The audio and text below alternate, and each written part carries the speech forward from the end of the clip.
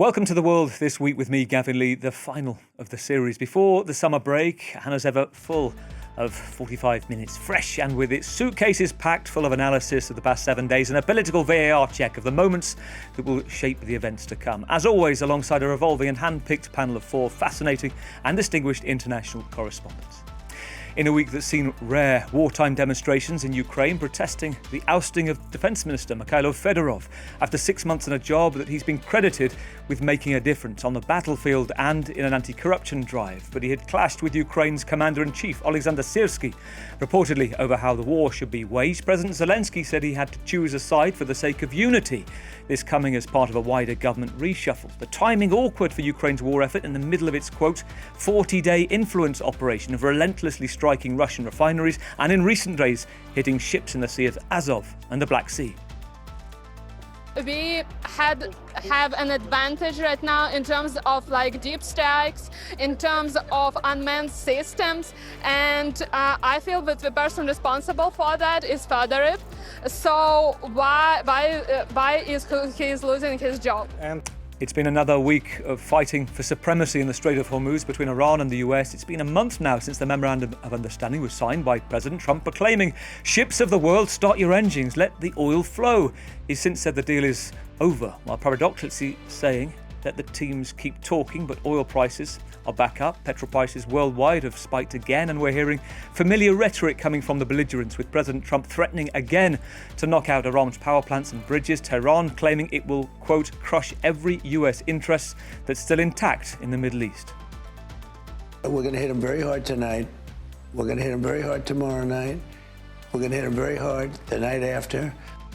It's been the week the British Prime Minister Keir Starmer bowed out along with the England team before receiving, well, a similar exit feedback. They weren't creative enough, bold enough, positive enough. And in comes substitute Labour playing Andy Burnham, who will now officially step in to take the gaffer's job. The son of a toolmaker didn't have his toolbox. What was needed to fix Labour's chaos in government? Does the new guy have a better technique up his sleeve? A guitar-playing Stone Roses superfan who strums along to I Am the Resurrection and who says he dabbles daily with Wordle. A new face, a new or old-fashioned Labour. Is either one, or like fool's gold, or Labour overvaluing the appearance without scrutinising the substance? I'm going to reveal my Wordle techniques. I always start with the French word for goodbye, adieu. So here we go. Adieu. Very posh. Enter. Right, we've got E and we've got U. And it's been a week where slick camera work went viral, not at the World Cup, but in the UK Parliament. More than 6 million views, picking up, quote, accidentally the most dramatic camera work ever seen in the House of Commons. Check this out. To the House.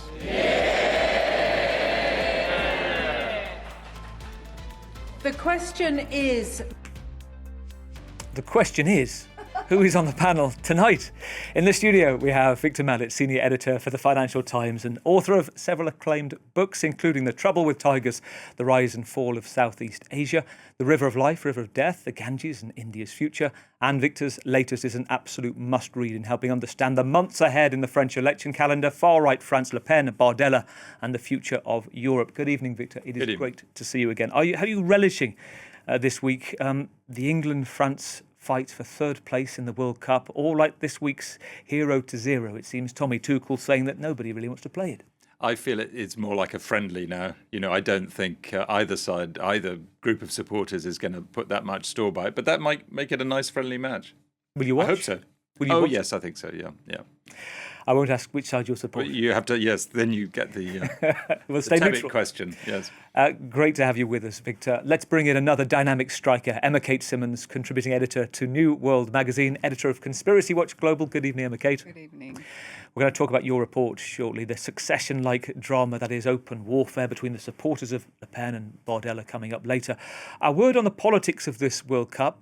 This week, was it on your bingo card for 2026 that Argentina would wave a banner saying the Falkland Islands are ours? No, we're back in the 1980s. Margaret Thatcher must be just enjoying herself in her grave. But politics in the World Cup always been mixed, but I've never seen it to this extent, starting with Gianni Infantino's Peace Prize for Donald Trump, and we could go on. Red card, and one wonders where they got this banner as well. Were they playing with it? Was it thrown to them? Did they get it from the supporters? Although in the vestiaire afterwards, in the changing room, they were celebrating with comments also about the Falkland Islands, the Malvinas. So I don't know what's happened with this investigation, but I think that all of the players from Argentina are going to be there on Sunday night. It's the second time that they faced disciplinary action over it. The first time that they faced it, it came a few weeks later. There was a fine of $20,000. So we don't expect anything to change in the final. Emma, great to have your insights as well tonight. Let's stay with the same theme. Let's head to Brussels. Let's say hello to Joe Barnes. Good evening, Joe. Good evening. Joe Barnes, diplomatic editor for The Telegraph, frequently deployed to Ukraine since the start of the conflict, and who can be seen and heard on the excellent podcast Ukraine the Latest and Iran the Latest. Joe, you've written this week on the American aspect and influence of what we were just talking about there, how Trump, quote, blew up the Falklands row. Yeah, it's truly sort of spectacular how Donald Trump has managed to involve himself in a diplomatic row between Buenos Aires and London, but he's a guy that likes the limelight, and he's going to keep putting himself there. What did he say? What was his words? It's not particularly his words. It's what his sort of administration and what his feelings are when it comes to how he deals with tensions between allies. And mostly speaking, maybe it's him, maybe it's people in the background, they see the Falklands as a stick to beat Britain with, to make sure that it backs the US campaign in Iran, to make sure it hits NATO defence spending targets and such. So essentially, rather than just being a nice ally to Britain, that transatlantic relationship, the administration is looking at sticks to beat Britain with, to keep it in line and order. That's a very good point. It's a good piece as well. It goes back to previous points where there were slips and leaks that the Americans were saying, actually, let's move our official position on Britain, maybe by nuance, but again, diplomatically it matters. Joe, great to have you on board as well for tonight's finale of The World This Week. Let's complete the lineup. Those who don't hang about in life, protecting a 1-goal lead, waiting, warming up to come across from the channel. We have the Wizard of Dribble, John Sweeney. Good evening to you, John. It is great to have you with us. That neat name, of course, the great Stanley Matthews of times gone by. Yeah, listen, just at the start of the game, I was watching it with my son and his pals in South London, and I shouted, "You can have Las Malvinas back if we win." The result being as it was, the Falklands remain ours. You give it up for the price of the World Cup, John. Wow. Listen, let me introduce you properly. Investigative journalist, award-winning broadcaster, a host of the podcast Sweeney Talks, author of 17 books, including Murder in the Gulag, Killer in the Kremlin, and Hunting Ghislaine. John's latest major work is The Real Nigel Farage, a would-be Prime Minister on trial. Fair to say, John, this is not a book that Nigel Farage has endorsed. Where does it take us to in this? But I think I met Count Binface the other day. He follows me on Twitter. I follow him on Twitter.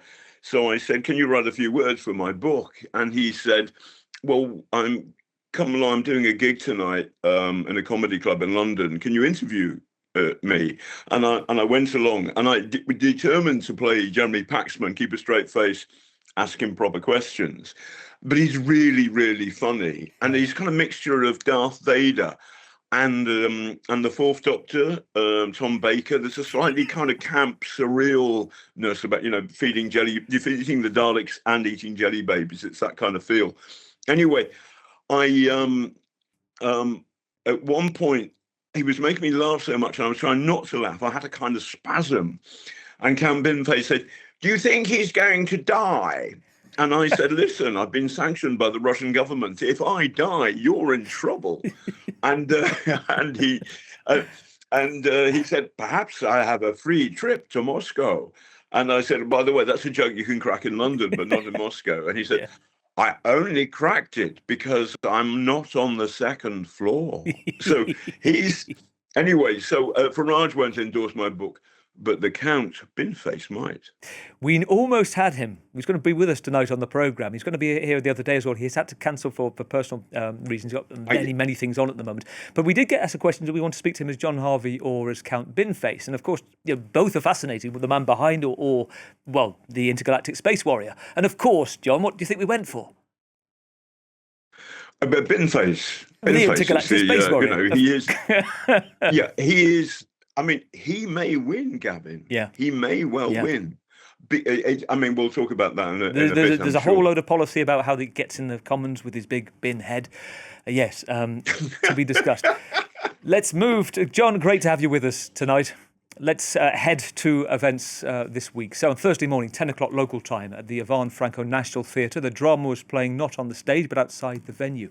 Crowds of protesters had gathered in response to the news of the dismissal the night before of the Defence Minister of Ukraine, Mykhailo Fedorov. They were shouting, "Hands off, Fedorov." Zelensky explained, "Syrskyi out," and with signs reading "Innovations and drones versus stagnation," and "Stop sabotaging victory." Within hours, war veterans, activists, families of soldiers joined similar demonstrations in Lviv, Odessa, Kharkiv, Dnipro, Ternopil, Zaporizhia, Ivano-Frankivsk, and even a second night. These are images as we're speaking right now, continuing the protests for a second day.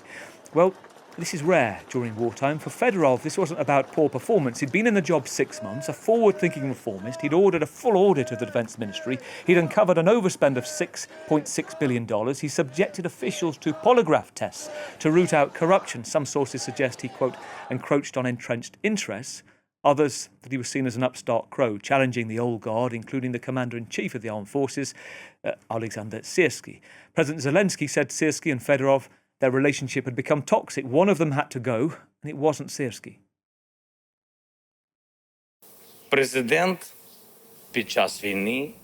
A president in wartime should not have to choose in such a situation, honestly.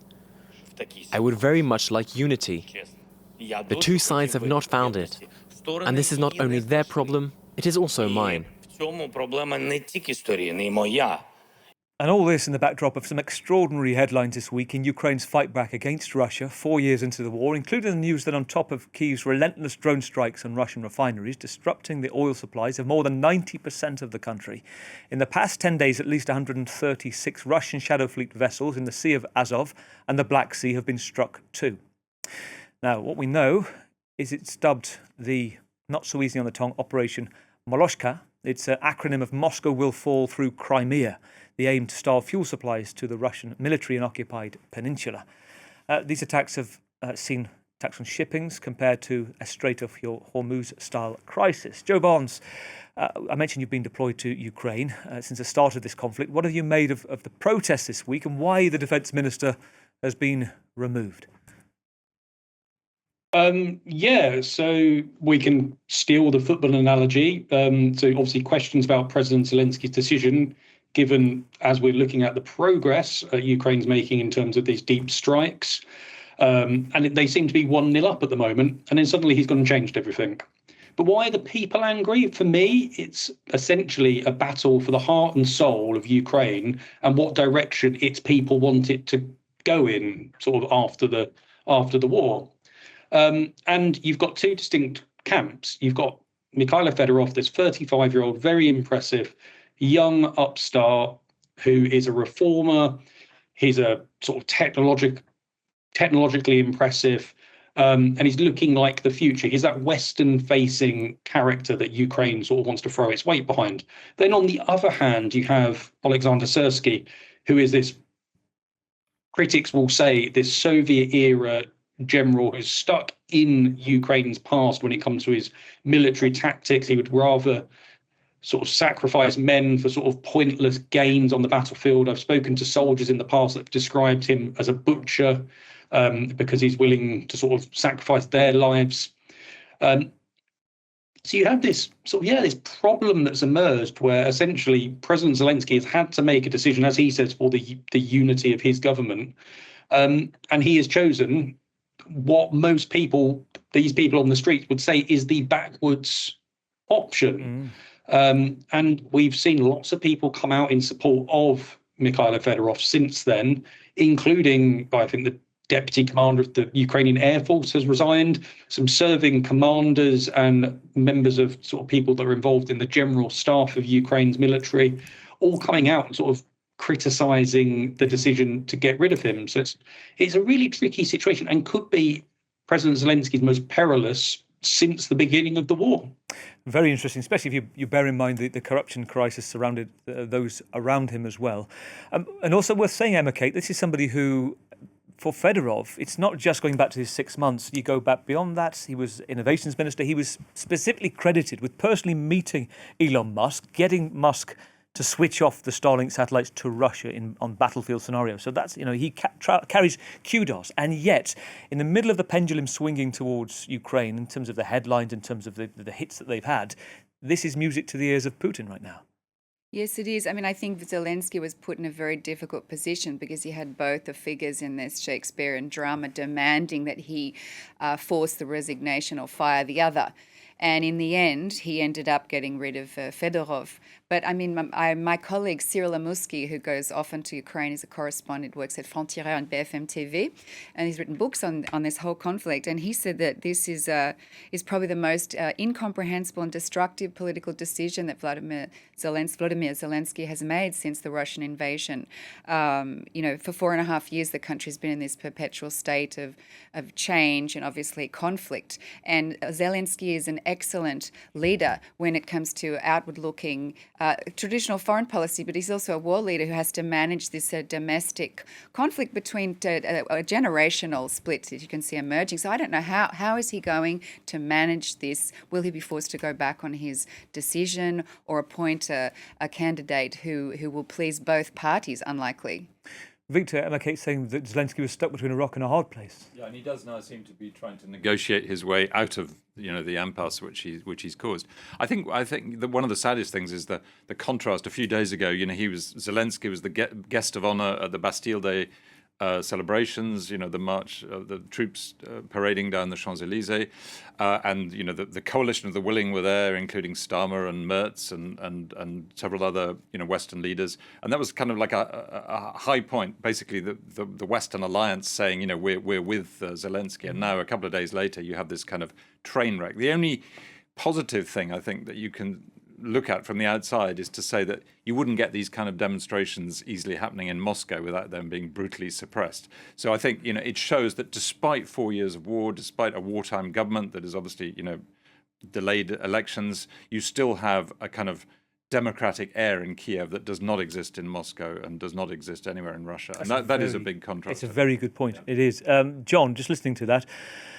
In the meantime, it's worth saying that Operation Moloshka, which I mentioned a moment ago, just targeting Russian vessels in the Sea of Azov, then onto the Black Sea, Russia's Foreign Minister, Sergei Lavrov, says, quote, it's piracy, an act of terrorism. And then the counter to that, this is Magyar's Birds. This is a unit of Ukraine's unmanned forces saying, quote, it's not piracy, Lavrov, just business. Yours is bloody.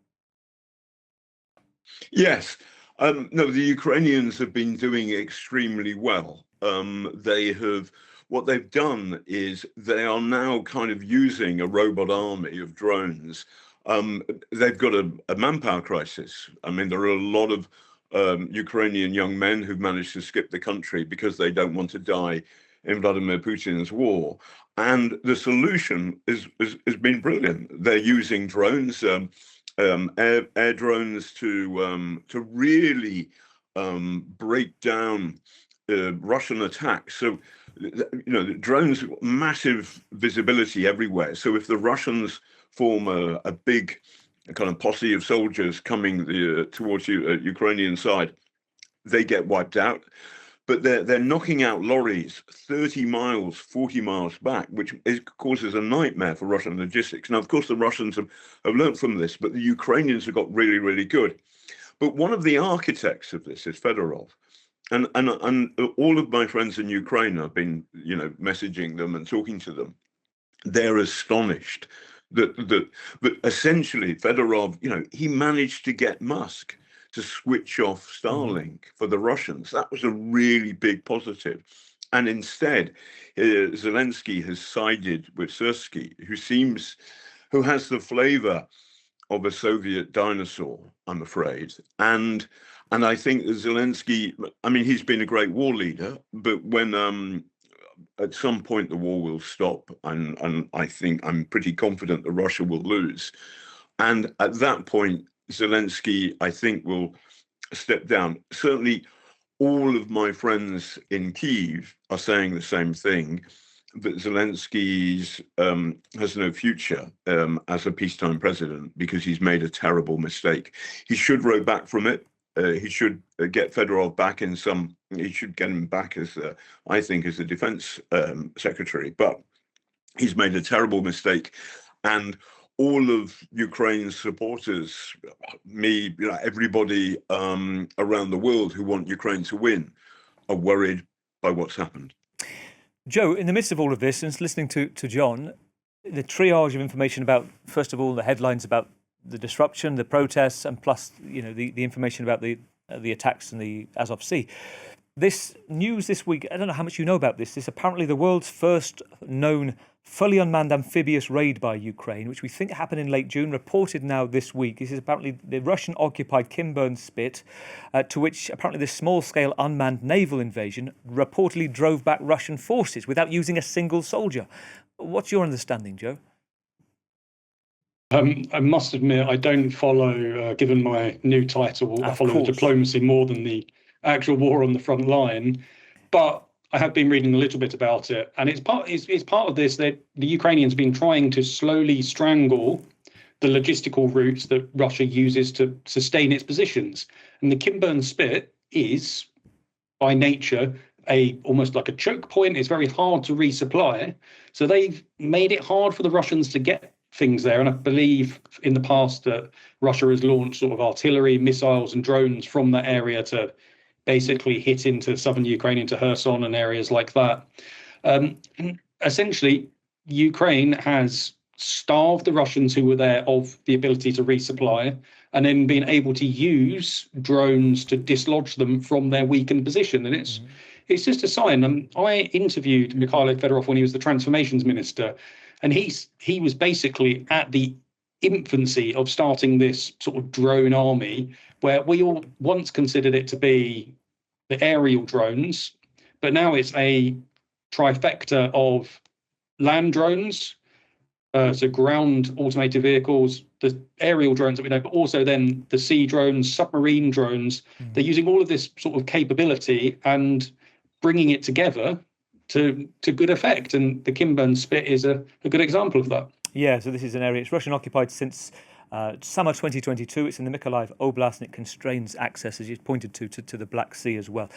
Right, let's move on. Thank you, Joe. Let's go to the Strait of Hormuz. For comparisons were being made with what we've just been talking about. But for 7 days running, the US and Iran have been on the attack with each other, and the US with air and missile strikes targeting the Iranian coast at launch sites, drone sites, speedboats in the port of Bandar Abbas and the northern shore of the strait.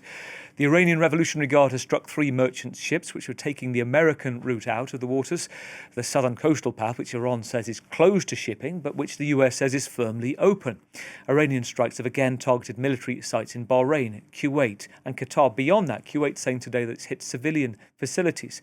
I could be quoting my script from last week's programme, such as the established rhythm of these fluctuations between war and peace, neither full-scale conflict or a truce, but a specific fight for supremacy over who controls the strait. John, The Economist reporting this week, President Trump, quote, has no good options for reopening the strait. What's your take?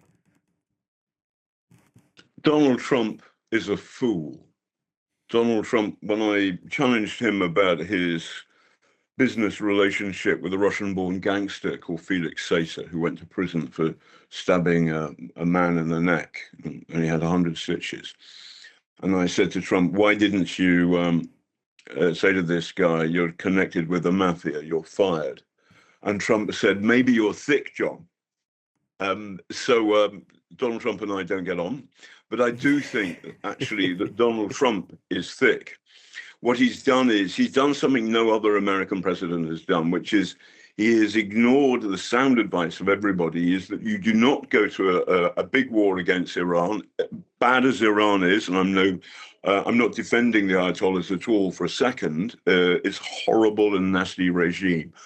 But you do not go have a big war with Iran because they can close the Strait of Hormuz and that can choke the world supply of oil. And that's exactly what they've done. And they don't want to settle. And I thought when Trump started talking about his wonderful peace deal, I thought, I don't believe this. And lo and behold, look what's happening. They actually quite like the way these things are panning out. And yes, look at the numbers. 34 Iranians have been killed. All of those deaths are a tragedy. But so, for example, during the London Blitz, the worst day of Nazi bombs and the London Blitz, 1,400 Londoners were killed. So, and that didn't shake our will to fight. So, what the Americans are doing is useless against Iran's ability to choke the world's oil supply through the Strait of Hormuz and to take out a desalination plant in Kuwait. Yeah. That's desperate stuff. So Trump doesn't understand to this day, and the problem is there aren't enough smart people around him to tell him, boss, this isn't going to work. So people like Hegseth, they're just nodding donkeys. So the real problem we've got is that somebody has to say to Trump, stop it, give in, surrender. Yes. And of course, all of his language is wrong, wrong, wrong. I'm not thick, Donald Trump is. Yes, nodding donkeys, that might be how Argentina described the English. Maybe it's too soon for that. Victor, stop it. Victor, it's worth saying, John talked about something quite specific, which is also about those around President Trump. You've got Steve Witkoff, you've got Jared Kushner. They've been leading this deal, very different to, I think it was Wendy Sherman back at the time of President Obama, negotiating the minutiae for years for the 2015 original nuclear deal with Iran. Has Trump been outmaneuvered on this memorandum of understanding? Oh, completely. And I mean, the Iranians have got experienced negotiators who know every, comma and full stop of the nuclear deal that Trump abolished. And they know their stuff. They're diplomats. They're experienced diplomats. Trump, as John was saying, I mean, he's got rid of every person who knows anything about Iran. The State Department is in a complete disastrous situation where many, many ambassadors' posts are not filled around the world, including in the Middle East and Africa. I mean, it's just a complete train wreck. And all one can do is agree that he's on a losing wicket. And the other thing is that those two negotiators, people like Witkoff, the Iranians have actually said, we have evidence that we're going to release showing that they actually were trying to negotiate deals for their own benefit and for the benefit of Donald Trump and his family. And they're threatening to sort of disclose this stuff. And I mean, that would be completely the kind of thing that Witkoff and Trump have been doing all through their administration, as we know. They have been enriching themselves. So, it's just, from an American point of view, it's a train wreck. I mean, he should just declare victory from his own point of view and walk away and just let it go. And it's not unprecedented, because I was talking to a former Pakistan minister the other day that's Pakistan front and centre in mediating these talks, that the son of Steve Witkoff has been the front face for a cryptocurrency deal between Witkoff and the government and the Pakistani government. Emma Kate. Yeah, I mean, there's always corruption there, but I would say also the Secretary of Defence or for War, Pete Hegseth, this week has been much more occupied with announcing compulsory testosterone level testing for all members of the armed forces, and then offering them free treatment, including to women. As you said, Mr. T. I mean, this is completely, it's like it's been written by a comic. It's sort of akin to when he gave a speech that had been ripped off from a Pulp Fiction speech, like a film. So and he didn't realise, He didn't realise his staff had just gone to ChatGPT, so it was many levels. But so we have that. But then I think also Donald Trump is trying to change the narrative, and that could perhaps explain his extraordinary speech that the networks refused to carry last night, spreading conspiracy theories again about the 2020 election, about deep state and Chinese interference, trying to force an election win for Biden, when in fact the documents, when people looked at them, proved again that there was extensive Russian interference, as we've reported at Conspiracy Watch Global, spreading conspiracy theories about corruption in Ukraine, about Joe Biden's dealings, alleged dealings in Ukraine. And so, in fact, these documents showed that much more than it showed there was some low-level Chinese interest in interference, but it was actually against Biden. So, I mean, there's no sense being made. And we've also got the Vice President, J.D. Vance, going off message with his own message to Joe Rogan, the podcaster, and his followers, claiming that there's an Israel influence campaign that's trying to stop him from doing the deal with Iran. So they're all saying different things. He's playing to a totally other MAGA part of the electorate. And Trump last night was essentially announcing that he's going to announce some kind of emergency or send in ICE officers to try to really disrupt the midterm elections in November on the basis of this, once again, false conspiracy theory about a stolen election. It's interesting. And on the Iranian side, it's worth saying that you talk about different power dynamics going on. The Iranians, we understand that the likes of Mohammad Ghalibaf, who was seen as a hardline relative pragmatist, that him and Araghchi, the foreign minister, plus the president Pezeshkian, comparative reformists compared to perhaps some of the other real hardliners, seem to be losing influence. We will continue to look at this, but let's move from the Strait of Hormuz to Westminster Wednesday at high noon at the House of Commons, where Sir Keir Starmer's last Prime Minister's question showdown took place without the usual ferocity normally associated with the atmosphere akin to an England-Argentina game. Some sparring, but softer in style for Starmer's swan song, as one-off scandals, missteps, U-turns, backbench revolts, accusations and accountability were parked up. Starmer's family were in to watch as he paid credit to them and said his successor's favourite wordle word. Adieu. To my wife and children, I love you. Goodbye.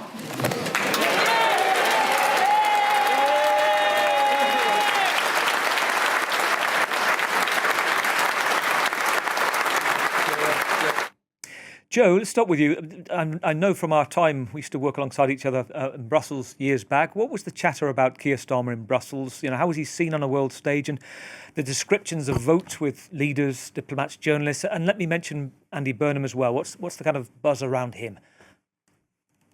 Let's start with Keir Starmer. And isn't that the problem for his premiership? He was actually, let's say, he was sort of the chief diplomat for Great Britain.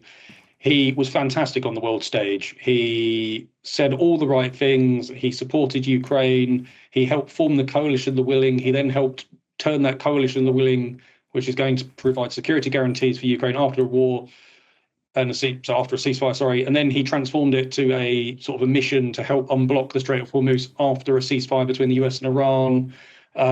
He is very well thought of on the world stage. He was awarded the Légion d'honneur by Emmanuel Macron when he visited for Bastille Day.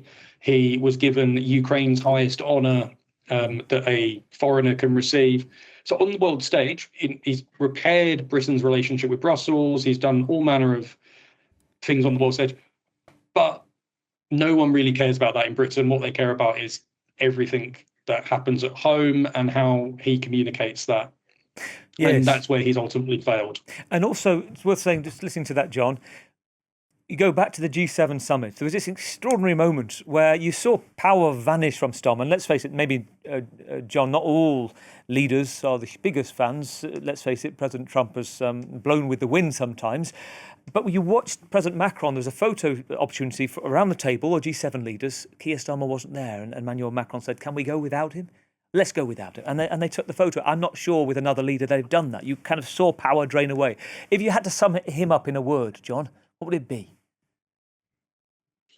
Decent. I feel that the Labour Party have made a mistake. It's great that Andy Burnham, as Mayor of Manchester, sorted the buses out in Manchester, but that's not the kind of stuff that you have to do as British Prime Minister. We've got some big problems.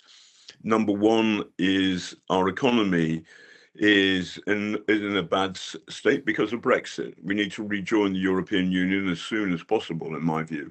And Burnham's not talking about that. He's talking about Manchesterism, which is code for regionalism, which is taking the national cake and taking money from London and putting it into the provinces, in particular the north, where Burnham comes from. Well, that's terrific, but it doesn't grow the economy. And it feels as though this is an irrelevant answer to our problems. The second thing is the evil war in Ukraine. We've got to do something about that, and we've got to spend more money on defence. And Burnham seems to be consistently negligent in everything. And in the speech he's giving here just the other day, there was nothing of substance about the challenges we face internationally. Now, never mind, I don't agree with the phrase "a special relationship." Trump is our special enemy. Yeah. But I thought that Starmer, and he used the king to do this, and the king was bloody good, if I may say so, in terms of getting Trump to change his mind about Zelensky. I mean, Trump was horrible to Zelensky in the Oval Office when he bullied him. And Starmer and I think Starmer's absolutely right to be proud of this. When Zelensky came to London, Starmer got out of Downing Street and walked down and gave him a hug on Downing Street. And that was a beautiful moment. And then there he was with the king. It was kind of beautiful. It meant that Britain was standing by Ukraine. Now, if all of the stuff, all the rhetoric that Burnham's coming out with is just about, shuffling our deck chairs and moving money from London to the provinces, that's not going to cut it. To that point, and by the way, yes. Anyway, I can go on about that point, John. By the way, the one thing I wanted to add. Sorry. Yeah. I just wanted to add, I've actually been immediately opposite the Kinburn spit because there's a brilliant Ukrainian winery called the Baykush Winery, which I recommend. And my advice to Andy Burnham is, don't go to Manchester, go to the Baykush Winery immediately opposite the Kinburn spit. And then you'll understand why it's necessary for us to support Ukraine. Well, let's see if it passes the Makerfield test. Listening to that, Victor, let's face it, there are many reasons that are given for why Keir Starmer lost his job and ultimately pushed out. He said to himself he made a number of mistakes. We can be quite rose-tinted, or some of us. As John said, he was a decent man. However, let's look at what replaces him and Andy Burnham. Let's have a listen. This is John Major, former Prime Minister, talking about the need for the big questions of politics, saying that basically, is Andy Burnham cutting the muster? This is what he said. Mr. Burnham, who's been a success as the mayor of Manchester and had great success, I'm told, with buses, but dealing with buses is a little different from dealing with Xi, Putin, Trump, Macron, Merz.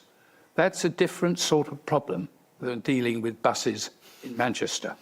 And without a competition and without any knowledge of what his views are on any of these things, I don't know what it, maybe it's my ignorance, but I don't know what his views are on anything outside Manchester. Has he got a point? Yeah, he has. I mean, and so has John. I mean, Burnham is an unknown quantity in foreign policy, and even on domestic policy, where he has the great advantage over Starmer of being a kind of somebody who is a popular figure. He's obviously much more empathetic. He's much more charismatic on the streets than Starmer ever was, who came across as a rather distant figure. But today, Burnham was saying the economic model that we have in Britain isn't working, doesn't work well enough for ordinary people. But he didn't say what he was going to do to replace it. And the big challenge is, it's all very well being a guy who can shake hands with people and get on with them, but he has to come up with this incredibly difficult policy choices, especially on the economy and on foreign policy, as John was saying. And, we don't know yet what he's going to do. I mean, we can't say that he's a failure before he's even started, but he has not been very specific, and he will have to be specific about the things that he does. And perhaps the only advantage he will have is that he will be able to sell hard choices better than Starmer could. And Starmer actually didn't take many hard choices, and I think any British Prime Minister has to take these hard, especially economic choices. I mean, you have to cut things if you're going to spend more on other things, and that is very difficult for any Western leader at the moment because, economy is in such a mess. So he might talk about social care and his priorities, but something's got to give somewhere. Emma Kate, I want to brief from you because I want to talk to you about the populists in France right now. And fair to say that Andy Burnham is a left-wing populist. We know all about his personality. He says he represents the people, but as Victor said, he's a bit of an enigma wrapped in a mystery right now for policies. Yeah, I mean, look, I think Alistair Campbell has a great piece today in the New World about the fact that in politics you need ruthlessness and a bit of luck. And at the moment, Andy Burnham's demonstrated that he actually has both. He's been extremely ruthless and surgical in this approach of a year-long, if not longer, campaign to wrest Number 10 Downing Street from Keir Starmer. And the reason why he has it and everything is just so calm and peaceful is because Starmer is a decent and dignified person and allowed him to, once the numbers were obvious, to come in. So, I mean, I think let's see, but he needs to choose a good chancellor. He says he's pro-business, and I'm not sure that Ed Miliband is the person for that job, actually. Okay, let's go from the leader of the most popular, not right now, let's go from Andy Burnham to the leader of the most popular party in France, Marine Le Pen. A week on for her political unshackling and now able to serve public office once again after her sentence for misappropriation of EU funds was shortened from 5-year ban to a 15-month ban. Time already served, said the court. Emma Kate Simmons has been looking at how it might have upset the apple cart that was carrying the apple blossom of Jordan Bardella, president in waiting, now back on the back burner. Emma Kate. Yes, I mean, look, Jordan Bardella thought that he was going to be the next president of France, and ever since Marine Le Pen was convicted in March last year of embezzlement at the European Union level, creating fictional jobs and funneling money back to basically to her party and even to her family, he was designated the Dauphin, the successor. And I mean, we saw him, he did his media training, he looks good, like the perfect son-in-law. But as the year went on, until this decision came down was handed down that allowed her actually to run, he started to go to Monaco. He was at champagne-soaked parties with his Italian girlfriend, Princess Maria Carolina of Two Sicilies. He really started, there were leaks coming out about him, and it was evident that there were even policy rifts. So let's see if this kind of jealousy and rivalry in these two camps will be able to stay calm now that Marine Le Pen is the contender. Victor, a quick word. Open warfare was the analogy, an episode like Succession. Yeah, I wouldn't say open warfare. I would say, discreet warfare. They definitely have policy differences, but it's a pretty strong ticket for him being, potentially prime minister if she's elected president. And it actually, I think, in a curious way, it makes the party stronger as a joint candidate for the elections, the legislative elections and the presidential elections. Simply because Bardella, when push came to shove in the second round, people would say, do we really want somebody who's only 30 years old? 31 years he would be at that point. Whereas Marine Le Pen is an experienced politician. And I think, a lot of people who would have been nervous about having Bardella as president will go for Le Pen, especially, of course, on the right and the centre right, the far right. I would like to mention at this point, I would like to hear from all four of you, maybe about 20 seconds each, because I'm determined to hear you out on this. Because if you watched the programme last week, you may remember The Atlantic magazine published an article the size of a novella with the headline, "The age of reading books might be ending due to time spent mindlessly scrolling." So to help over the summer break, I'm going to ask each panel member, authors themselves included, to recommend a summer read. I've just finished Far Right France. It's excellent. It's a recommended reading. Victor, what is your summer read? My summer read is Helen Scales, What the Wild Sea Can Be. She's an oceanographer, and she's basically talking about the disaster of the oceans. That's a very, very powerful book that I'm reading at the moment. And the other thing I want to do is read Jean-Baptiste Andréa's book, which won the Goncourt a couple of years ago, Veiller sur elle, which in English has just been translated into English, and it's called, in English, it's called Watching Over Her, direct translation. And I'm going to read it in French because I think it's probably better to do it in the original, but I'm looking forward to that as well. Noted. Great recommendation. Emma Kate. So I would recommend My Year in Paris with Gertrude Stein by Deborah Levy, which I'm halfway through and absolutely loving. Deborah Levy is a quite well-known novelist, South African British, and she literally spends a year in Paris discovering about the life of Gertrude Stein and other writers while living with her artistic friends. And it's an incredible mix of poetry and insight and history and literary analysis. And also Strange Defeat by Mark Bloch, which I read in English when I was at university, but I'm going to read it in French this summer. Noted. Lovely choices. Let me get Joe and John. Joe first. What's on the bedside table for you this summer? I was just flicking through my unread books, and John Sweeney's Killer in the Kremlin has come up, so maybe I'll give that a read. Finally, John. But I'm going to go and do some sort of classic reading this summer, and one of the ones I had downloaded because I wanted to sort of embrace more of the culture around Ukraine and Russia is Stalingrad by Vasily Grossman, which I've not had a chance to it's brilliant sort of read. Yeah. You've got a thumbs up here. Consume that. Briefly, John, before we head to the hydration break, what's yours? Eric Ambler, A Kind of Anger. It's a 30s thriller because we're reliving the 1930s. The 21st century has forgotten the sins of the 20th. And 1066 and all that. I'm actually looking forward to reading my own book on Nigel Farage, because I haven't actually, I've been rewriting it so much, I haven't actually read the bloody thing. So I kind of want to, what did I say? And also, what's the ending? I mean, we're waiting until we know the result of the by-election. I mean, I'm hoping the Count Binface wins. Yes. I'd love it if he did. John. That's a happy ending in my book. It could be a bin-faced denouement.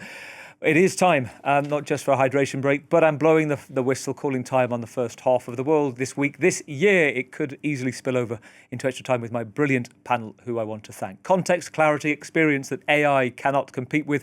In the studio with me, thank you, Victor Mallet, senior editor of the FT, author of several acclaimed books, including, as I mentioned, the must-read for the summer, Far Right France, Le Pen, Bardella, The Future of Europe. Thank you, Victor. Have a great summer. And also Emma Kate Simmons, Paris-based writer and one of the editors at New World magazine, contributing editor. Thank you, Emma Kate. Thank you. And in Brussels, thank you, Joe Barnes, diplomatic editor for The Telegraph, who can be seen and heard on the podcast Ukraine the Latest and Iran the Latest. Thank you so much, John. Have a great summer, Joe. And to John Sweeney in London, investigative journalist, a winning broadcaster and the host of the podcast Sweeney Talks, and many books, as I mentioned. September, the real Nigel Farage would be Prime Minister on trial. Thank you, John. Have a great summer. This weekend sees a colossal piece of cinema or colossal piece of something being released, according to its critics, who point to the fact that, quote, "My Dad is Coming Home" is maybe not quite how Homer would have put it in the Odyssey. It is released this weekend, an epic budget of $250 million behind it. It is likely to be the summer's box office hit. The Telegraph declares it the film of the year. The Times said it is a masterpiece in every way. Variety says it's gutsy, thrills generously for 3 hours, while The Economist does not run with the pack.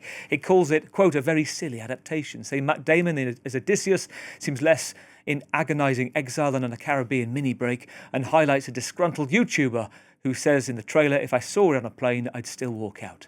Google the trailer. I'm going to leave you instead with the great Sam Neill, who died this week, aged 78, brilliantly bringing his Belfast roots into the chilling Chief Inspector Chester Campbell, nemesis of Thomas Shelby in Peaky Blinders. Thank you for watching and listening on the podcast. Have a fantastic summer. By the order of the Peaky Blinders, I'll see you in 7 weeks for the world in September.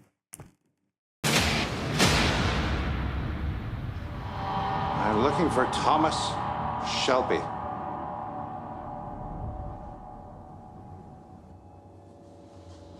Never heard of him.